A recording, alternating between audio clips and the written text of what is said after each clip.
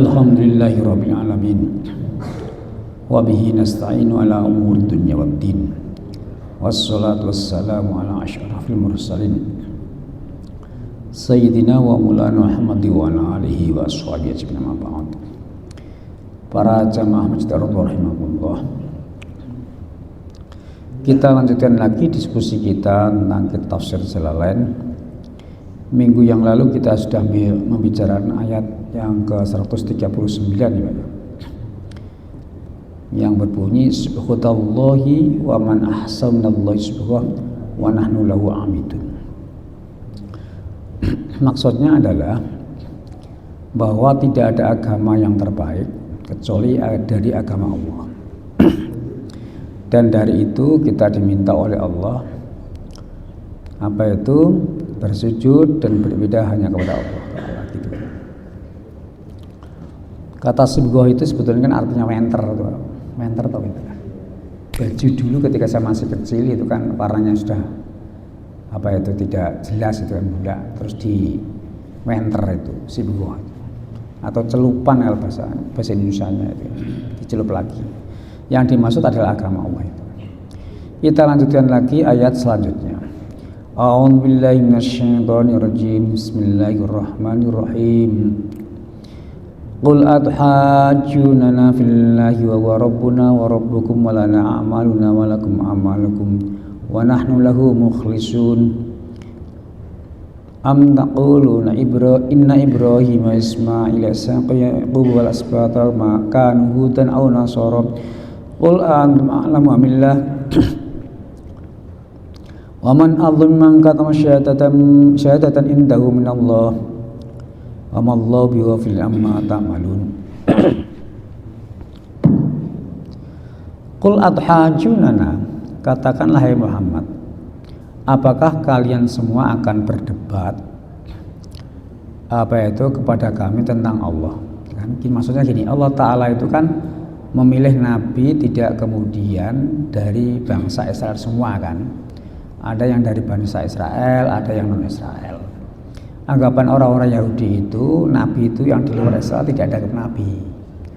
Perlu kita pahami, nabi yang dari Israel itu kan mulai Nabi Yakub kan, Yakub, Yusuf, kemudian ada Musa, ada Harun, ada Yahya, ada Zakaria, ada Isa, semua kan keturunan Israel. Anggapan mereka bahwa nabi itu kalau di luar bangsa Israel tidak ada nabi. Bahkan sampai sekarang masih ada kan. Kalau zaman lihat perdebatan itu di YouTube itu kan sering. Jadi anggapan mereka itu nabi itu dari bangsa Israel semua. Di luar tidak ada. Padahal banyak kan di luar bangsa Israel. Nabi Hud, Nabi Nuh, Nabi Lot, Nabi Soleh, Nabi Syu'aib, Dzulkifli, Nabi Muhammad, Nabi Ismail, Nabi Ibrahim kan ya bukan dari bangsa Israel. Nah, anggapan mereka begitu. Ya kemudian ketika Allah Ta'ala itu mengutus Nabi Muhammad dari keturunan Arab gitu kan, mereka protes gitu.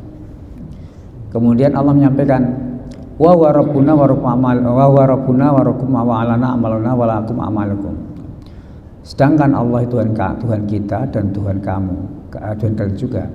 Dan apa yang kami lakukan nanti akan dibalas oleh Allah, dan apa yang Anda lakukan pun akan dibalas oleh Allah. Wa nahnu lahu mukhlisun, dan kami kepada Allah, kepada agama Allah itu harus bersikap ikhlas atau mukhlis. Tuluslah. Jadi ajaran agama sebetulnya ini kan ketulusan, Bapak. Ajaran Islam intinya ketulusan, tulus. Intinya cuma dua sih Islam ajarannya. Satu adalah tauhid, yang kedua keadilan. Islam cuma dua isinya Pak, tauhid dan keadilan. Lihatnya nggak ada. Lan vitalnya maksud saya. Tetapi ketika kita menjalankan, itu inti orang beragama itu tulus. Tulus artinya apa? Kita terima dengan senang hati, tanpa beban, dan kemudian tanpa protes. Kita tulus. Dan tulus itu kalau kita bahasa Indonesia, bahasa Arabnya kan jadi ikhlas itu. Maka ikhlas itu tidak usah diucapkan. Kan sering tuh. Aku ikhlas tidak usah diucapkan. Ikhlas tidak usah diucapkan. Yang tahu adalah diri hati kita, gitu kan. Maka di dalam Al-Quran itu ada dua surat yang tidak diambil dari teksnya, Pertama ada Al-Fatihah. Sama coba baca, mulai Bismillahirrahmanirrahim sampai waladhdallin. Omong kota Al-Fatihah, enggak ada. Tapi kalau Al-Baqarah kan ada. Al-Baqarah di dalamnya ada cerita tentang masalah sapi betina, itu kan Baqarah. Misalkan surat Al-Anbiya di dalamnya juga sama, bercerita tentang masalah para nabi. Surat Mursalat misalkan, wal mursalatu, semuanya gitu. Hanya 2 surat Pak di dalam Al-Qur'an yang tidak digunakan, diambil dari teksnya. Pertama Al-Fatihah, yang kedua Al-Ikhlas. Al-Ikhlas itu Allah dulu. Qul huwallahu ahad Allahus samad lam yalid wa lam yulad wa lam yakul lahu kufuwan ahad. Apa ada kata ikhlas itu? Tidak ada. Artinya apa? Kalau kita berbuat sesuatu ikhlas, ora usah diucapno. Maksudnya gitu di antaranya. Nah, kalau saya ikhlas kok, ikhlas, ya ndak ikhlas itu jenenge aslinya itu. Kepengin ria. Ria itu apa ya? Ria itu ya supaya orang lain tahu, pamer itu. Di atas sedikit sum'ah. Sum'ah itu memperdengarkan perbuatan pada orang lain supaya orang lain tahu. Misalnya lewat WA, lewat YouTube, termasuk juga YouTube hari ini ya. Jangan gitu. Ketika ujub itu mengagumi diri sendiri. Kalau tidak saya siapa lagi ya gitu misalkan nih GTP siapa ya, kalau yang tidak ngalim siapa lagi ya, itu kan sama ujub kan. Yang terakhir sombong, yang tertinggi sombong. Nah, kadang-kadang saya maaf juga sama, gak usah di YouTube kan, dikira nanti saya ria. Ketika saya ngomong begitu, itu ria sebetulnya itu kan, biar dikira pinter kan, sama itu. Nah, supaya gitu gimana? Supaya tidak seperti itu, tidak usah diomongkan, jalan apa adanya aja lah. Itulah sebetulnya makna ikhlas ya kan. Ikhlas ya tidak harus kita omongkan. Yus. Kalau misalkan kita kepingin nge-share kegiatan kita, ya diniati yang baik saja gitu. Tidak karena supaya dipuji orang, tidak karena supaya mendapatkan sesuatu, enggak. Kecuali mungkin konten untuk boleh duit ya lain lagi urusan itu kan. Kan macam-macam tuh. Konten itu loh, ada yang sengaja untuk pengajian, ada yang sengaja yang namanya jual sesuatu. Kalau agama sering menggunakan istilah komodifikasi itu kan, dan lain sebagainya gitu. Itulah ikhlas gitu kan, tidak gampang. Kemudian am taquluna inna Ibrahim wa Ismail wa Ishaq wa Yaqub wal asbata kanu hudan aw nasara. Qul a antum a'lamu amillah. Kemudian Allah Ta'ala membekali kepada Nabi Muhammad sebelumnya kan. Apakah kalian maksudnya ya orang-orang Yahudi itu, apakah kalian akan mengatakan bahwa Ibrahim, Ismail, Ishak, Nabi Yakub dan anak cucunya itu Yahudi atau Nasrani? Katakan Muhammad, antum a'lamullah, apakah kalian lebih tahu daripada Allah gitu kan? Wa man a'lamu mimman katama syaitan indahu minallah wa mallahu bighafil amma ta'malun. Siapakah yang lebih zalim daripada orang yang menyembunyikan kesaksian di sisinya dari Allah, dan Allah tidak akan pernah lupa terhadap apa yang kalian lakukan. Maksudnya begini, orang-orang Yahudi sebetulnya kan sudah tahu bahwa yang namanya Nabi tidak hanya dari Israel. Buktinya Nabi Ibrahim, Nabi Ismail, Nabi Ishak kan bukan Israel. Karena yang mendapatkan gelar Israel itu adalah Nabi Yakub, ya kan, Nabi Yakub. Tapi tahu Ibrahim, Ismail, Ishak itu bukan Israel. Tapi sengaja mereka mengatakan Ibrahim, Ismail, Ishak itu Yahudi agamanya. Padahal enggak gitu kan. Maka sebelum mereka mengatakan demikian, Allah membekali Nabi membantah logika yang digunakan. Logika yang digunakan oleh orang Yahudi tidak sesuai dengan sejarah. Kan tidak logis. Ibrahim kan Ibrahim kan mbahnya yang paling tinggi ya. Kemudian punya anak Nabi Ismail, punya anak Nabi Ishak, punya Nabi Yakub. Dari Yakub ke bawah terus itu sampai Nabi Isa itu dari Bani Israel, termasuk Nabi Musa. Nah, juga kita ada kadang-kadang berpikir lucu. Nabi Musa ketika pertama kali tidak menyebut dirinya Yahudi kok. Yahudi itu pasca Nabi Musa tiada. Sama toh agama Nasrani, Nasrani itu kan muncul setelah Nabi Isa tiada. Ya, kalau keyakinan di antara kita kan ada yang mengatakan dirafa oleh Allah ke langit, ada yang mengatakan sudah meninggal. Itu kan urusan tafsir para ulama kan. Tapi yang jelas dari awal Nasrani dan Yahudi tidak langsung dideklar saat Nabi Isa atau Nabi Musa ada. Beda dengan Islam. Islam itu lahir langsung. Allah mengatakan inna dina indallahil Islam. Nabi masih ada loh ya, jelas. Tapi agama-agama lain enggak. Setelah mereka pembawa tidak ada, baru disebut diafiliasikan. Itulah bedanya. Jangan coba lihat di Bible apa ada yang mengatakan apa itu Nasrani adalah agama dari Allah. Huliina Allah. Begitu juga Yahudi. Jadi sebutan Yahudi, sebutan Nasrani pasca para nabi yang dianggap sebagai pembawanya itu tiada. Ya ratusan tahun mungkin itu kan. Nah kalau kita kan enggak Islam. Dari awal sudah dideklarasi. Nah ayat ini sebetulnya menolak ataupun membantah anggapan orang-orang Yahudi, dianggap Nabi Ibrahim, Nabi Ismail, Ishak, Yakub dan anak cucunya itu Yahudi atau Nasrani. Nah, kemudian dibantah, loh, apa kowe lebih ngerti daripada Allah? Allah kan lebih tahu, gitu kan. Kemudian Allah memberikan komentar, waman Allahi mangkatama syahadatan indahu minallah. Adakah orang yang lebih dolim? Ya, tidak ada orang yang lebih dolim daripada orang yang sengaja menyembunyikan informasi itu, ya kan, dari Allah. Karena dari kitab Taurat jelas Ibrahim bukan Yahudi, Ismail bukan Yahudi, tapi sengaja disembunyikan. Wa mallahu bighafilin amma ta'malun. Allah Ta'ala tidak akan pernah melupakan apa yang mereka lakukan, apa yang kalian lakukan. Jadi gambarnya ngomong begini, apa yang kita lakukan sekarang ini misalkan gitu kan, itu nanti di akhir diputar kembali mulai dari kita taklif itu ya, dibalik sudah balik gitu kan. Apa yang kita lakukan kan mendapatkan reward kalau baik, mendapatkan punishment kalau jahat kan gitu. Itu kita kan tidak bisa membantah, diputar kembali. Jangan jauh-jauh lah, sekarang hidup ini loh gampang.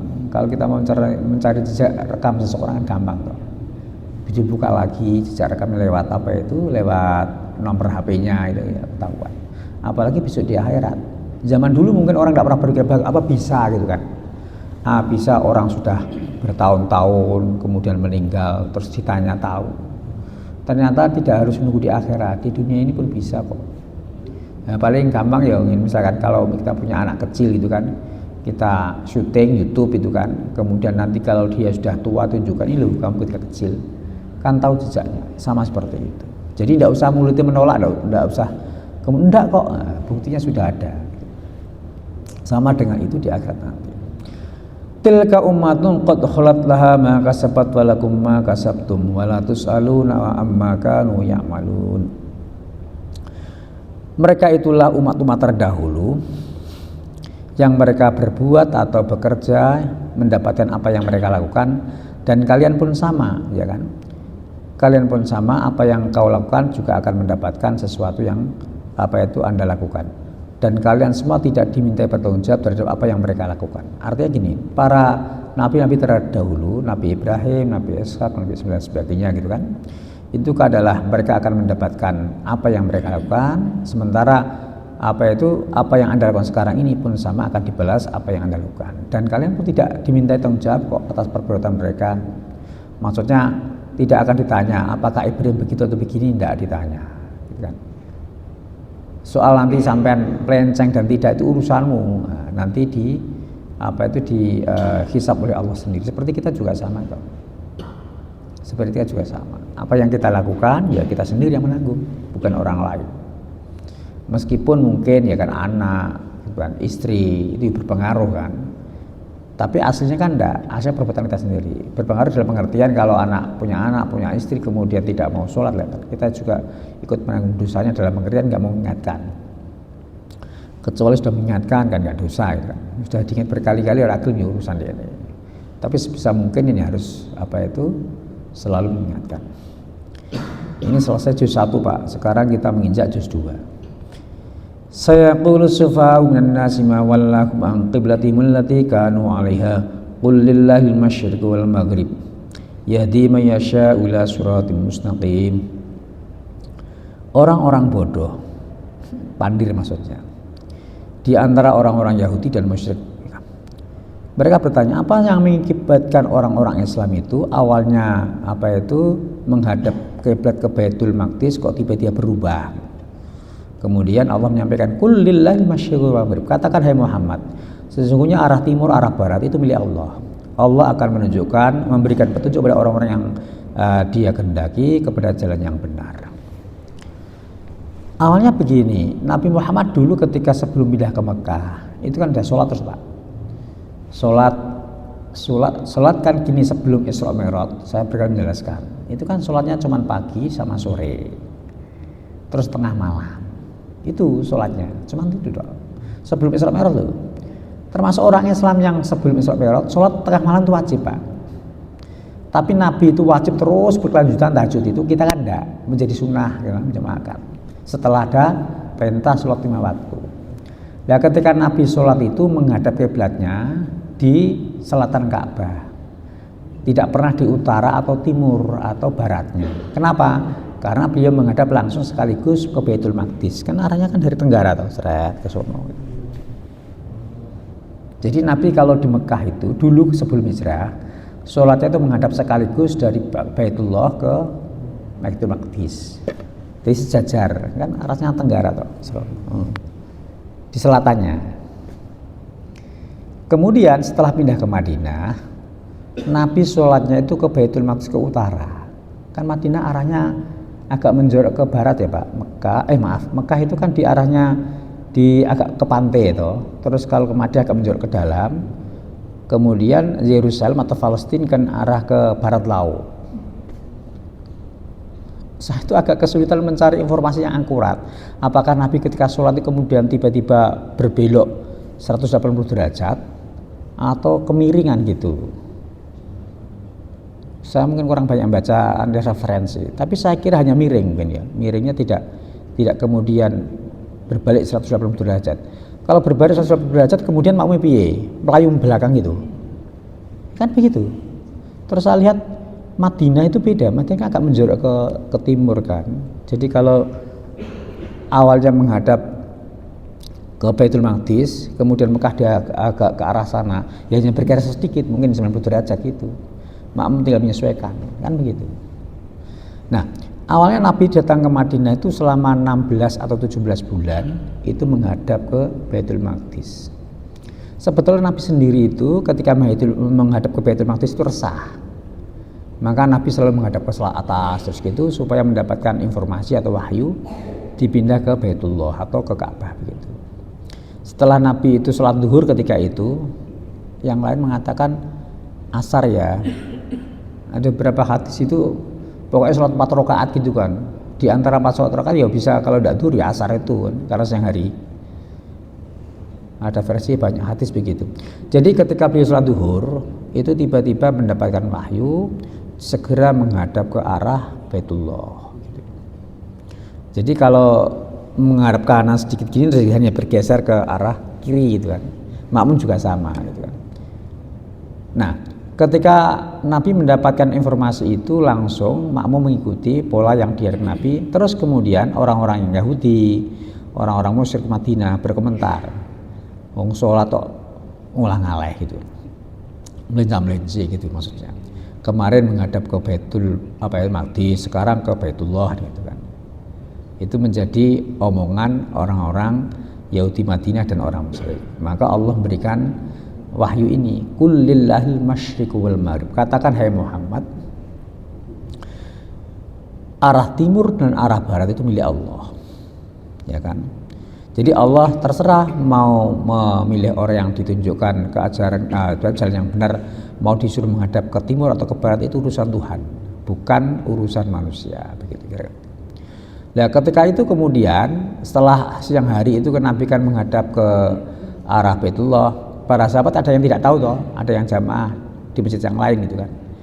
Subuh-subuh dikasih tahu, Nabi tadi siang itu sholatnya bukan menghadap Baitul Maqdis, tapi ma'idul ke Baitullah atau ke Ka'bah atau Masjidil Haram gitu, Masjidil Haram. Kemudian para sahabat juga sama ikuti.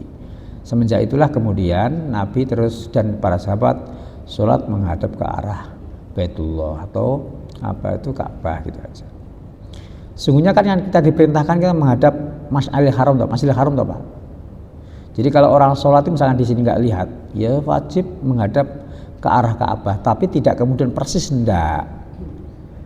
Yang tahu persis apa? Kan tidak ada toh Pak. Meskipun itu loh ada teman-teman di Kementerian Agama yang dimotori orang-orang UIN itu kan. Kiblat digeret-geret itu. Itu kan hanya perkiraan, matematis. Oh pasti? Enggak. Saya kira enggak pasti. Nah, percaya buktikan sendiri toh. Wong alam ini berubah kok. Jadi zaman dulu misalkan masjid orang mengatakan yakin persis ke Ka'bah. Kok sekarang bergeser, wajar toh. Wong alam ini berubah. Polo kan berubah terus, berputar, bergerak. Bukti ini ya itu kan punya molekul tuh, ada proton, neutron gitu, elektron terus berputar kan. Seperti diri kita juga sama toh, dari kecil kemudian jadi besar, jadi kemudian dewasa, kemudian tua seperti kita, itu saya lah maksudnya gitu. Itu kan berputar. Sama.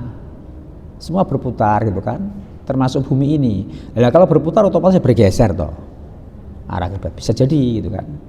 Maka kalau masjid-masjid dikatakan salah, zaman dulu masjid itu salah semua. Kiblatnya itu kan gitu kadang ngomongnya kan tidak enak ngomong gitu itu. Akhirnya dirancang kembali, digeret-geret itu kan.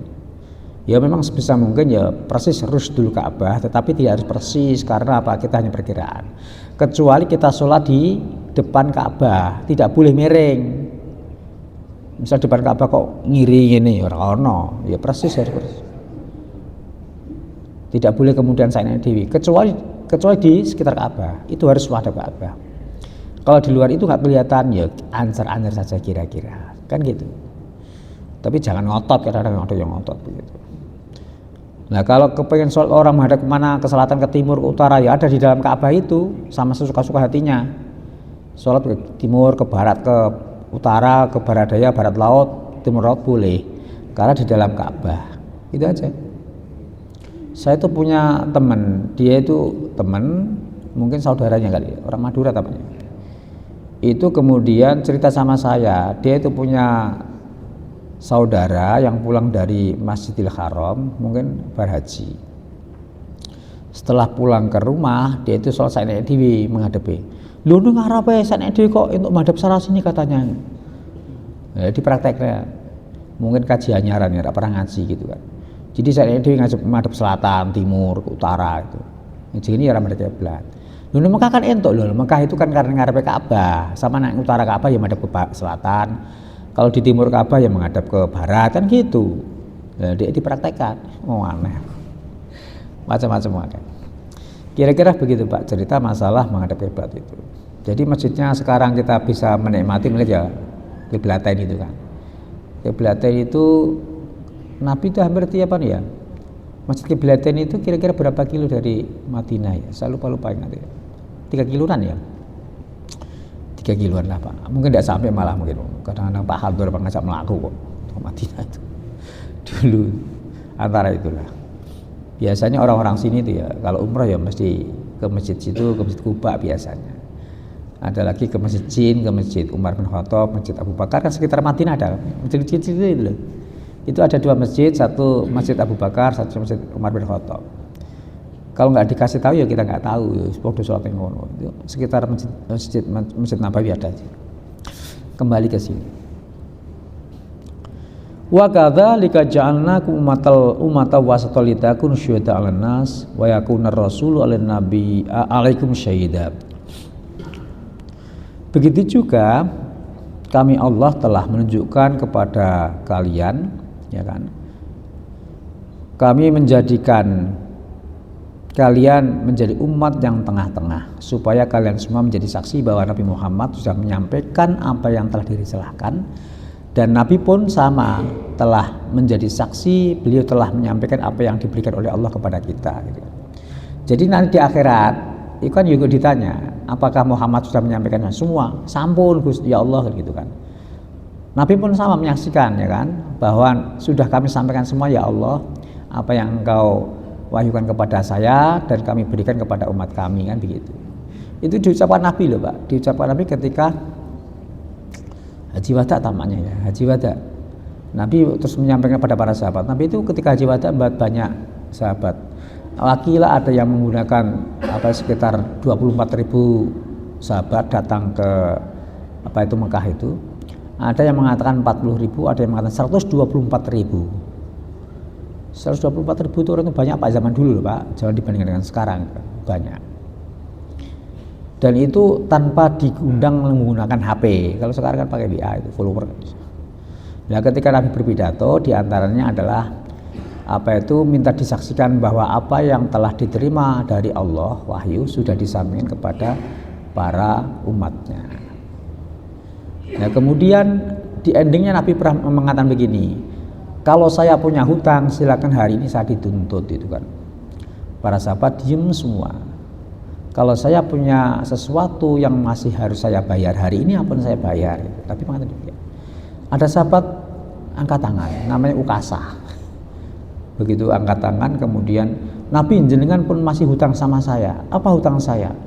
Dulu ketika saya masih mau sholat, jenengan pukul saya, dipukul kan baris itu kan. Kan ada disuruh jamaah, kan ada yang leti-leti gitu kan.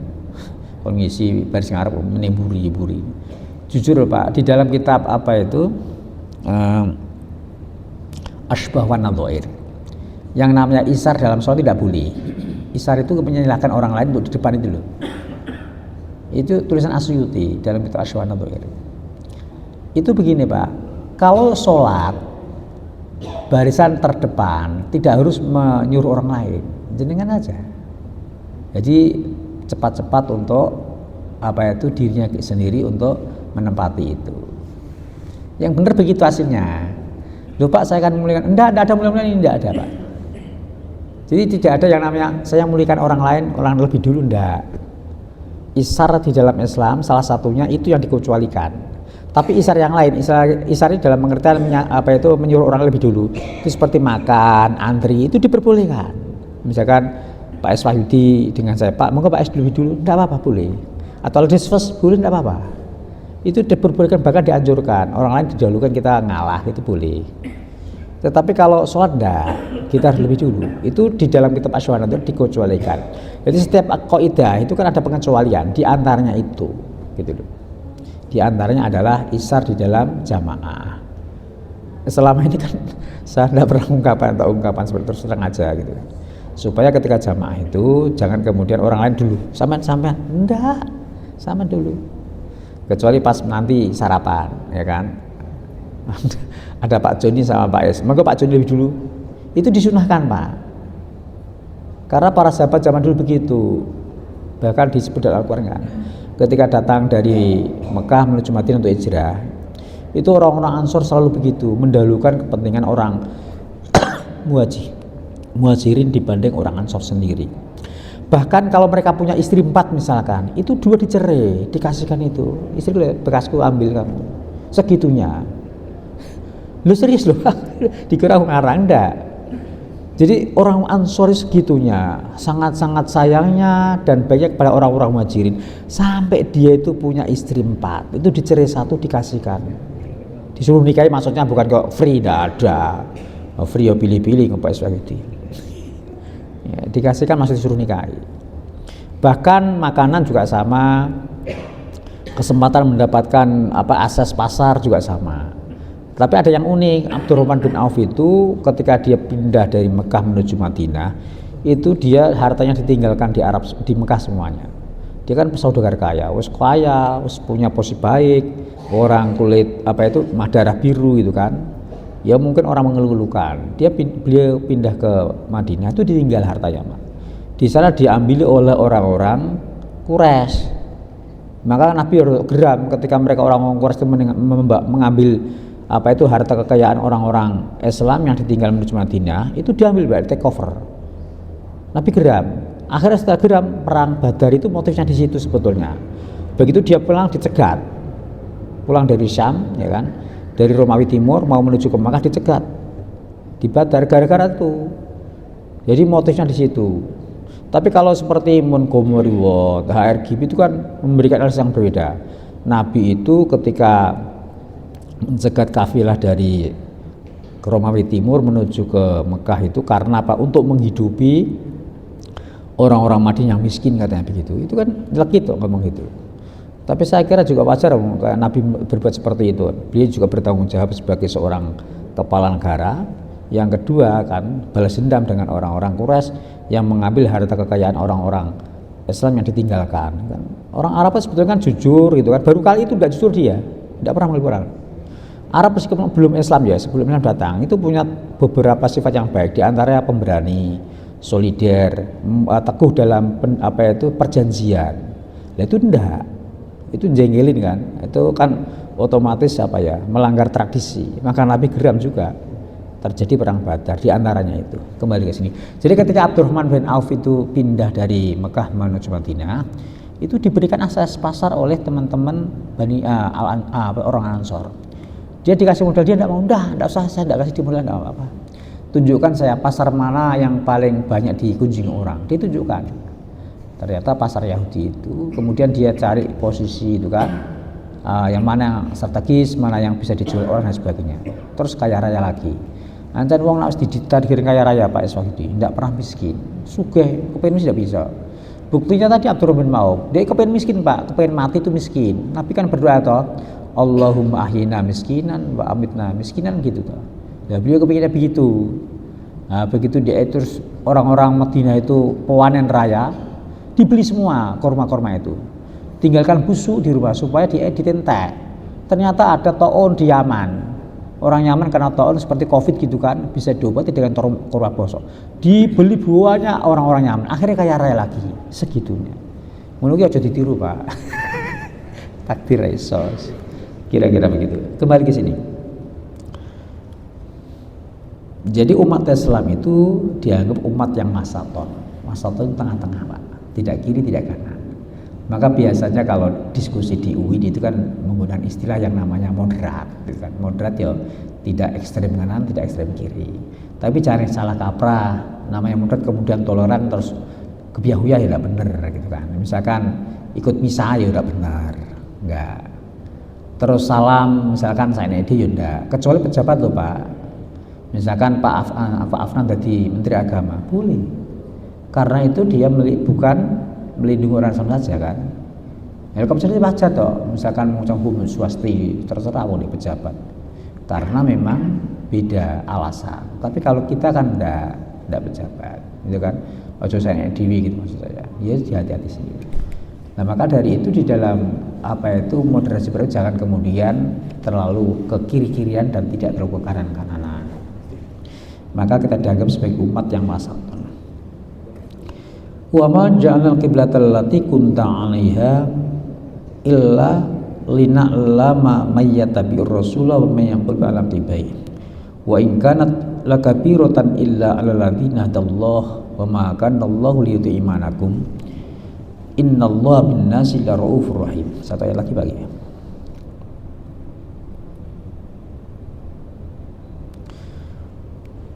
Allah Ta'ala, kami tidak menjadikan menghadap kiblat itu, ya kan, di mana anda itu menghadapnya, kecuali ya Allah itu ingin melihat siapa yang mengikuti perintah Rasul daripada orang yang kemudian berbalik atau berbalik kiri tidak ikut Rasul. Dan sebetulnya menghadap kiblat itu ketika dari Baitul Maqdis kemudian pindah ke Baitullah atau ke Ka'bah itu adalah berat, kecuali orang-orang yang ditunjukkan oleh Allah, dipertunjuk oleh Allah. Dan Allah Ta'ala tidak akan menyia-nyiakan iman mereka. Sesungguhnya Allah Ta'ala dengan orang-orang mukmin maha belas kasihan dan Rahman dan Rahim gitu. Kembali ke sini. Jadi sebetulnya ketika dari menghadap Baitul Maqdis kemudian ke Baitullah, itu Allah Ta'ala menguji siapa sih yang betul-betul mengikuti perintah Allah dan siapa sih yang kemudian tidak mengikuti. Tapi sepanjang yang saya baca Pak, tidak ada orang Islam yang murtad gara-gara menghadap kiblat, tidak ada. Kan sepanjang karir Nabi itu kan ya ada murtad sedikit, tidak banyak. Dan Nabi sendiri tidak pernah menghukum karena memang lari masalahnya. Jadi lari ke Mesir gitu kan nggak bisa ditangkap. Dan zaman dulu tidak ada yang namanya perjanjian ekstradisi itu. Kan ada juga. Saya membaca ini disertasinya Abdurrahman Smith, mungkin Pak Ahmad kenal ya. Terus itu orang UIN Jakarta. Kemudian kuliah di UIN Semarang. Agak tebal. Dia mengatakan bahwa yang namanya tafsir klasik kan mengatakan gini Pak, fikih klasik. Kalau ada orang murtad kan dihukum mati. Dia memberikan contoh bahwa karir Nabi tidak pernah menghukum orang murtad, hukum bunuh tidak pernah. Memang betul sepanjang zaman Nabi tidak pernah ada yang dihukum bunuh. Tapi perlu difahami, orang-orang murtad zaman Nabi tidak tinggal di Madinah, tapi lari ke luar negeri. Lah bagaimana menangkapnya? Kan nggak mungkin. Dia kembali ya dipukuli karo sahabat tuh ya. Itu argumen saya begitu. Mbol, nggak tahu saya kok argumen seperti itu. Jadi gini, kadang-kadang literalis, tapi dilihat konteksnya. Memang begini, zaman fikih klasik itu yang paling banyak orang murtad itu kemudian diperangi di zaman Abu Bakar itu. Mulai zaman Abu Bakar diperlakukan terus sampai zaman Turk Utsmaniyah. Bahkan sekarang Afghanistan masih menggunakan pola itu. Kalau di Malaysia kan hanya di Negeri Sembilan itu kan, di penjara 9 hari itu. Yang lain kan enggak. Nah, ketika Abdurrahman Smith itu dosen di Jakarta itu menyampaikan Nabi tidak pernah menghukum orang murtad. Nah, memang tidak ada di dalam hadis Bukhari, tetapi diingat orang murtad zaman Nabi itu lari ke Mesir, lari ke Ethiopia, ngejar piye kan tidak mungkin. Ya, sekarang ada ekstradisi kan bisa ditangkap oleh polisi internasional menggunakan pola itu kan, misalkan begitu. Jadi dia menggunakan pola itu tidak juga. Tetapi memang ya kita lihat memang nanti masalah HAM dan sebagainya itu sebagai salah satu pertimbangan ya, gitu aja. Jadi Allah Ta'ala ketika memberikan wahyu kepada Nabi itu ya salah satu yang menguji siapa yang masih setia dengan Nabi dan siapa yang berbalik kiri gitu aja kan. Wa ma kana lidhi imanakum innallaha binnasi laraufur rahim. Nah, Allah Ta'ala kemudian tidak menyanyiakan iman mereka. Maksudnya apa? Orang-orang yang meninggal dunia sebelum kiblat ke arah ke Baitullah itu pun tidak kemudian dianggap tidak sah, ya tetap mendapatkan pahala. Maksudnya begitu. Jadi jangan dikira dulu kemudian kalau menghadap Baitul Maqdis ora sah ya sah, ya wis mati ya dapat pahala sama, itu kan karena mengikuti perintah Allah. Saya kira sampai di sini. Wallahu a'lam bishawab. Wassalamualaikum warahmatullahi wabarakatuh.